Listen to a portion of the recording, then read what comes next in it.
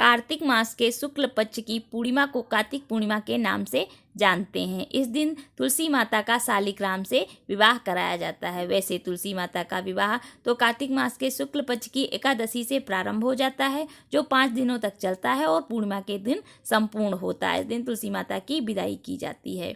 जो स्त्रियां 5 दिन नहीं कर पाती हैं तो पूर्णिमा के दिन ही तुलसी माता का पूजन करती हैं। उनको लहंगा चुन्नी पहनाती हैं, सुहाग की सारी सामग्री चढ़ाती हैं, फल मीठा नैवेद्य से भोग लगाती हैं, आरती करती हैं, तुलसा चालीसा का पाठ करती हैं। फिर अपने सतीत्व की रक्षा के लिए तुलसी माता से प्रार्थना करती हैं और अपने अखंड सौभाग्यवती का वरदान पाती हैं। यह भी कहा जाता है कि जो व्यक्ति इस दिन कार्तिक पूर्णिमा के दिन तीर्थ स्थान पर जाता है, स्नान करता है और वहाँ पे दान दक्षिणा देता है, फिर भगवानों के दर्शन करता है, तो उसको अपने समस्त पापों से मुक्ति मिल जाती है और सीधे वैकुंठ धाम को जाता है।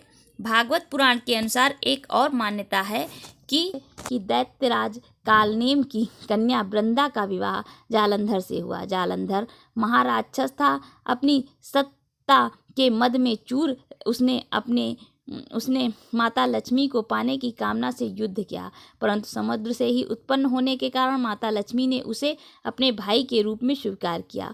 वहां से पराजित होकर वह देवी पार्वती को पाने की लालसा से कैलाश पर्वत पर गया। भगवान देवाधिदेव शिव का ही रूप धरकर माता पार्वती के समीप गया, परंतु माँ ने अपने योग बल से उसे तुरंत पहचान लिया और वो तुरंत वहां से अंतर्ध्यान हो गई। देवी पार्वती ने क्रुद्ध होकर सारा वृतांत भगवान विष्णु को सुनाया। जालंधर की पत्नी वृंदा अत्यंत पतिव्रता स्त्री थी। पतिव्रत धर्म की शक्ति से जालंधर ना तो मारा जाता था और ना ही पराजित होता था। इसीलिए जालंधर का नाश करने के लिए वृंदा के पतिव्रत धर्म को भंग करना बहुत जरूरी था।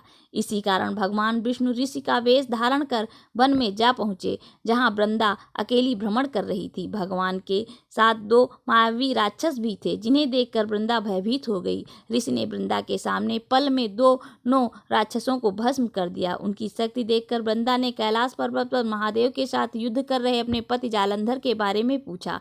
ऋषि ने अपने माया जाल से 2 बानर प्रकट किए।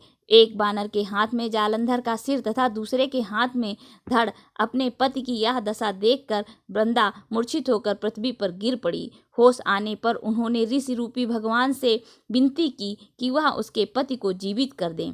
भगवान ने अपनी माया से पुनः जालंधर का सिर धड़ से जोड़ दिया, परंतु स्वयं भी वह उसी शरीर में प्रवेश कर गए। वृंदा को इस छल का जरा आभास न हुआ। जालंधर बने भगवान के साथ वृंदा पतिव्रता का व्यवहार करने लगी, जिससे उसका सतीत्व भंग हो गया। ऐसा होते ही वृंदा का पति जालंधर युद्ध में हार गया। इसी सारी लीला का जब वृंदा को पता चला तो उसने क्रुद्ध होकर भगवान विष्णु को शिला होने का श्राप दे दिया तथा भगवान ने अपने भक्त का मान रखने के लिए तुरंत शिला हो गए। वह स्वयं सती हो गई। जहाँ वृंदा भस्म हुई वहाँ तुलसी का पौधा उगा। भगवान विष्णु ने वृंदा से कहा, हे वृंदा, तुम अपने सतीत्व के कारण मुझे लक्ष्मी से भी अधिक प्रिय हो गई हो। अब तुम तुलसी के रूप में सदा मेरे साथ रहोगी। जो मनुष्य मेरे शालिग्राम रूप के साथ तुलसी का विवाह करेगा, उसे इस लोक और परलोक में विपुल यश प्राप्त होगा। जिस घर में तुलसी होती है वहाँ यम के दूत भी असमय नहीं जा सकते। गंगा व नर्मदा के जल में स्नान तथा तुलसी पूजन का बराबर फल माना जाता है। चाहे मनुष्य कितना भी पापी क्यों ना हो, मृत्यु के समय जिसके प्राण मंजरी रहित तुलसी और गंगा जल मुख में रख कर निकल जाते हैं, वह पापों से मुक्त होकर वैकुंठ धाम को प्राप्त होता है। जो मनुष्य तुलसी व आंवले की छाया में अपने पितरों का श्राद्ध करता है, उसके पितर मोक्ष को प्राप्त हो जाते हैं। उसी दैत्य जालंधर की यह भूमि जालंधर नाम से विख्यात है। सती वृंदा का मंदिर मोहल्ला कोट किशनचंद में स्थित है। कहते हैं इस स्थान पर एक प्राचीन गुफा थी जो सीधी हरिद्वार तक जाती थी। सच्चे मन से 40 दिन तक सती वृंदा देवी के मंदिर में पूजा करने से सभी मनोरथ पूर्ण होते हैं। बोलो तुलसी माता की जय, बोलो सती वृंदा की जय, बोलो शालिग्राम महाराज की जय।